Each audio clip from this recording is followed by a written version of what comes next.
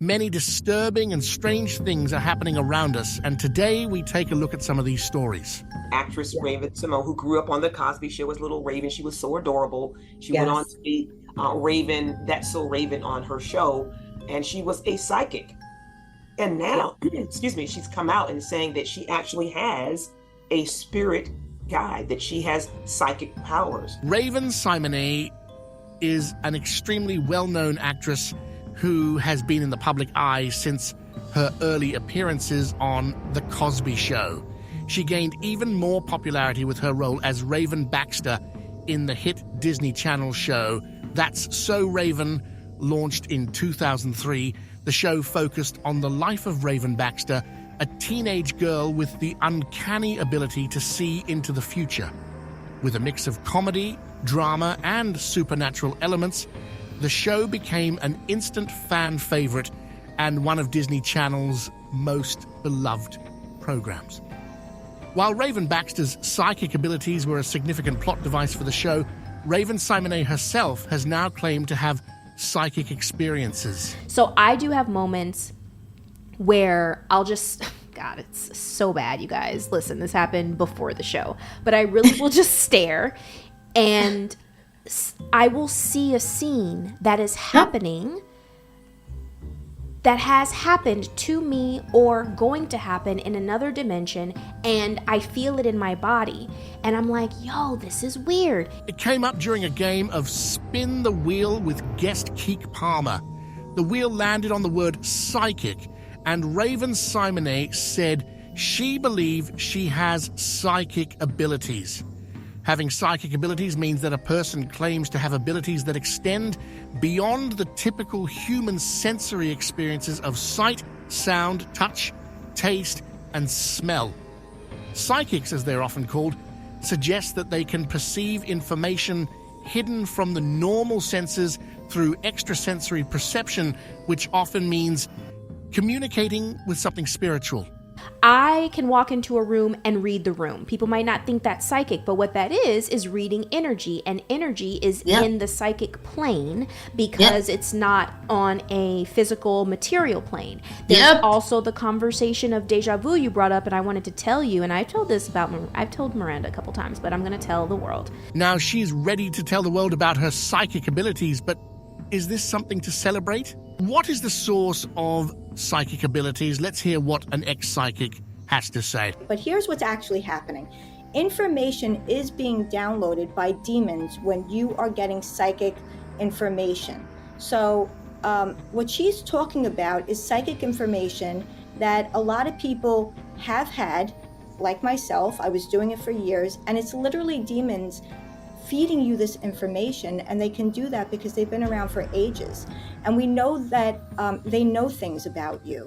This has nothing to do with you yourself. What Raven did was she gave permission at some point in time to demons to access this information. This is not built into us. This is not a gift from God, and we weren't born as psychics. As humans, we must be aware that we can unintentionally allow demons to access our personal information.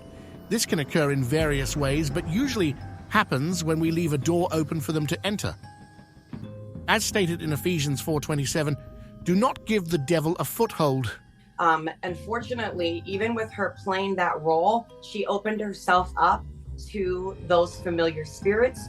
And so what these familiar spirits have done to this young lady, Raven, is they have guised themselves as something good in her life. And so they are very familiar with what she will listen to. They watch her, they study. Familiar spirits are very familiar with personalities in your family. They're familiar with different mannerisms someone will have. So they can literally come to her and she will think, oh, this is exactly what my great grandmother would have said, or this is exactly what, my uncle or my whatever would have done. They would have done it like this. People actually can smell sometimes the scent of the ancestor. When the ancestor comes into the room, they'll say, oh, it smells like, perfume that they wore. And so what's happened with her is, I believe, because of all of those shows where she's opened herself up to pretending to be a psychic and have these powers, is that now there's an actual demon that is following her around, and she's actually being guided by this demon. When I was younger and I had certain traumatic experiences, I personally remember after doing meditation to a level that other people would be like, what are you doing? And I'd be like, no, I need to light my candles. I'm 7, I know, but I need to light my candles and I need to meditate. And I just allowed my spirit guides to help me. And even till this day that happens. And I feel like that too can be considered psychic. You may be wondering how this affects you. It's important to acknowledge that this is a significant concern, particularly for teenagers. We have somebody who brings a lot of nostalgia to the 22-year-olds, the younger people, who of course is attached to Disney. And now she's talking all about the paranormal. I mean, this is reaching the youth. They're thinking, hey, I used to love her on That's So Raven, and she was psychic in that show. She had these psychic moments, and this is cool.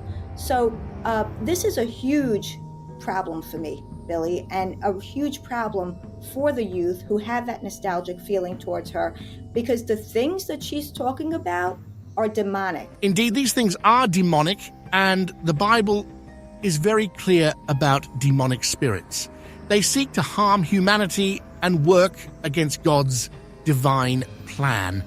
As believers, we must be cautious and alert, as 1 Peter 5:8 warns us, be sober, be vigilant, because your adversary, the devil, as a roaring lion, walketh about, seeking whom he may devour. Leviticus 19:31 says, do not turn to mediums or seek out spiritists, for you will be defiled by them. I am the Lord your God. Now let's shift our focus to another story that's currently buzzing on the internet. After Brandy Stellers finalized her divorce, she invited close friends to a soiree in May. She mixed signature cocktails, hung a Bye Felicia banner, and handed out fake rose petals to toss in the air. Party decorations included a photo of a pair of penguins torn down the middle. I ripped the penguins in half because penguins are monogamous birds who are supposed to mate for life. She says, well, I'm not your penguin anymore. The newly uncoupled are throwing themselves blowout bashes to mark their liberation from unhappy marriages, almost like reverse bachelorette parties. I wanted to celebrate not a divorce, but a new chapter with people whom I love, who want the best for me, says Stellers, who works at a cloud computing company in Columbus, Ohio.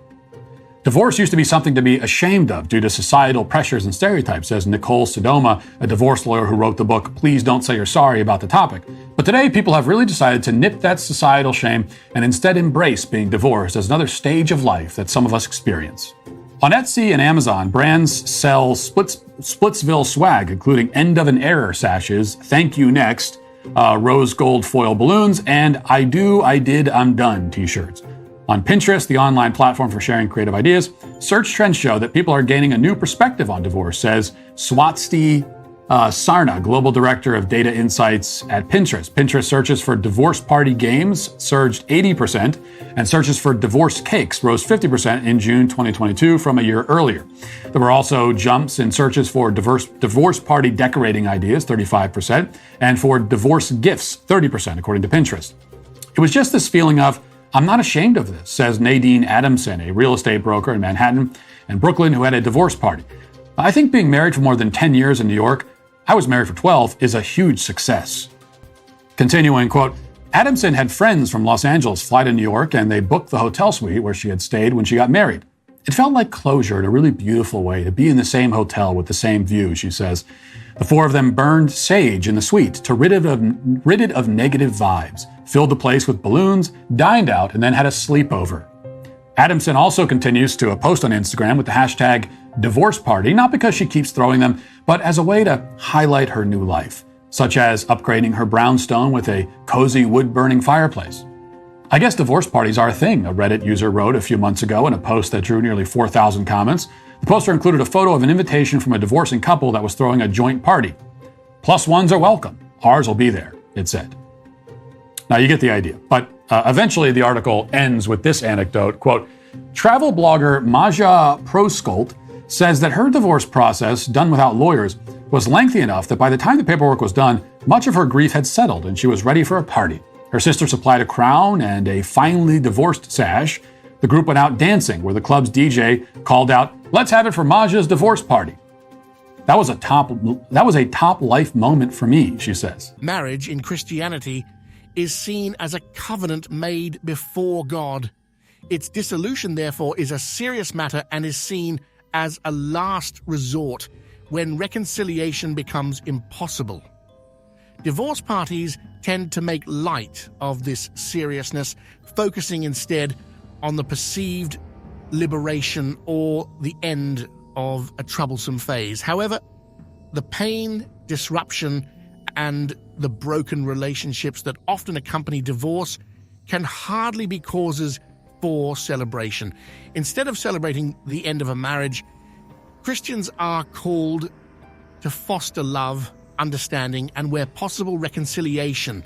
Marriage was designed as a partnership of mutual love and respect, reflecting God's unconditional love for us. Thank you for watching our videos. Please subscribe if you like our videos, and I hope to see you on the next one.